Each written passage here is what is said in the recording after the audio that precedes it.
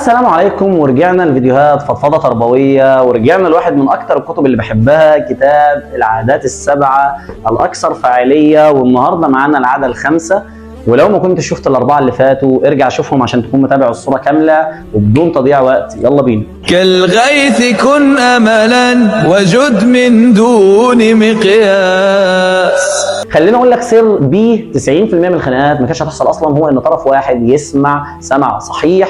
وده اللي العاده الخامسه بتاعتنا بتتكلم عنه، انك تسمع تفهم ثم تتكلم تفهم، اللي هو انك عندك اذنين وعندك فم واحد، فالمفروض تسمع اكتر ما تتكلم.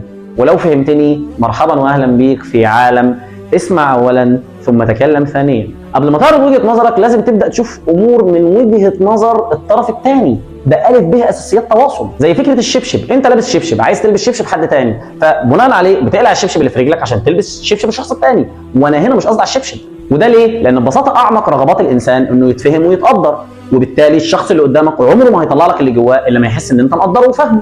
عايزك كده تفكر في مره في موقف كنت بتتكلم مع حد وهو ما سمعش كلامك وما ركزش معاك. هل انت ركزت مع كلامه ايا كان كلامه ده اهميته ايه؟ ببساطه لا يبالي الانسان الا بقدر ما يشوف الاول الطرف الثاني يبالي بكلامه قد ايه. خليني احكي لك قصه شاب كان مريض في دراعه وكان عنده الم شديد جدا، وراح للدكتور بعد ما جرب المساج، التدليك، العلاج بالحقن، العلاج بالحبوب، جرب الماء الساقعه، جرب الماء الساخنه، جرب كل حاجه. وفي الاخر راح للدكتور، فيا عين الدكتور لسه بيقول له سلام عليكم، قال له بس انت مريض بكذا، من لبسك ومشيتك ودخلتك وهيئتك انت عندك كذا، انا خبره 20 سنه وبقول لك انت عندك كذا. الواد يعني لسه بيقول طب اديني فرصه اشرح لك. مفيش اشرح لك. وطبعا زي ما توقعت خد العلاج والدنيا ساءت اكتر ما هي كانت سيئه اصلا. وده ببساطه لان الدكتور استخدم لسانه اكتر ما يستخدم ودانه، اصدر حكم بدون حتى ما يسمع المريض.